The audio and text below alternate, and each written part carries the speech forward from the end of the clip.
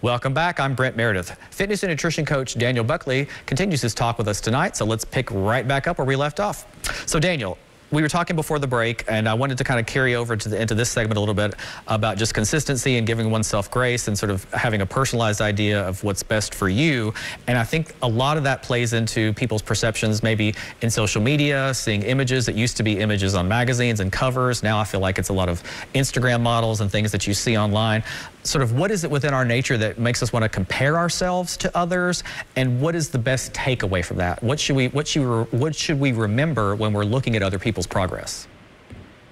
You know, as far as our nature to want to compare ourselves, I think that we have a perception when we see someone post this lavish lifestyle and they're in a Speedo and guilty as charged. I've posted this stuff, and you make an assumption that that person is living the best life possible, and you compare your life to it. And, you know, you might be sitting on the couch, you just went through a breakup, you're eating pizza and ice cream, and you're kind of miserable, and you're seeing this and you're like, God, I wish my life was like that. But in fact, perception is not always reality. And so comparing yourself to someone else does no good, because you never will be that person. And the key is to really believe that you deserve to work on your health, to work on yourself and bettering yourself as a whole, and then loving yourself as you are. And I think when you do that, you will end up seeing a different person in the mirror, quite literally, actually. You'll start seeing, instead of just seeing your flaws, you'll start seeing all of the beautiful things about you, and instead of comparing yourself. And a big thing that I encourage people to do is, if you're scrolling through social media and something triggers you to make you feel bad about yourself, unfollow that person. Even if they're a friend, it doesn't have to do with them. It has everything to do with you, and you have to protect your mental health.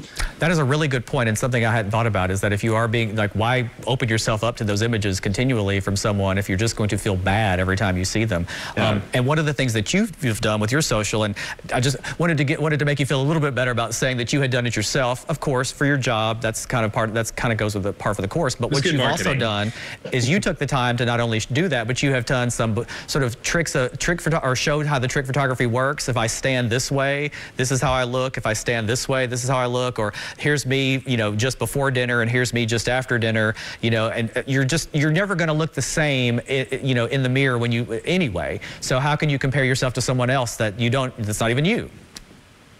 Exactly. And so often you're comparing yourself in front of a mirror this person could be, like you just said, they could be sucking in, they might have just worked out, and you're looking at yourself shirtless in the mirror after you just ate something. You probably had bad lighting. It's just a whole combination. You're comparing apples and oranges, and it's just not realistic. Well, that's so it does no good. Yeah, and that's a good way to transition. You mentioned apples and oranges. I wanted to talk a little bit about fad diets and sort of how those things are also detrimental. You know, if you're feeling like you're not making the progress you want to make, and you know you've been consistent but you're not there, and maybe you jump on a fad diet, you lose some weight, but then it slowly creeps back. You know, and that might almost work against you in a way, right? Like, and I think you've even said this many times on our message boards and within the people you coach, there's really no such thing as a fad diet that works. There really isn't, because in reality, the fad diet, just the name fad in itself kind of alludes to the fact that it's short term, right? And so maybe you'll get some great short term results, but if you're doing that, you're probably almost essentially starving your body in an unhealthy manner. And what happens when you do that is your body starts going into a sense of starvation mode, and your metabolism will slow down to accommodate. Because although in society and in America, we have access to, most people have access to food pretty readily, especially people who are seeking to lose weight, our bodies don't understand that. And so when you start doing this crazy fad diet where you're really restricting calories, your body thinks it's not going to have access to food, and it will it'll be detrimental to your metabolism and your mental health, because you'll probably end up rebounding back because it's not sustainable. And so I just am not a big fan of fad diets. It's better to do it sustainably. It's not as sexy because you're not going to lose it as fast. You're not going to get the results as fast. But to me, I would rather have someone live a healthy lifestyle, like how they look, build the physique that they want, and keep it for a lifetime, as opposed to having to do this yo-yo all of the time.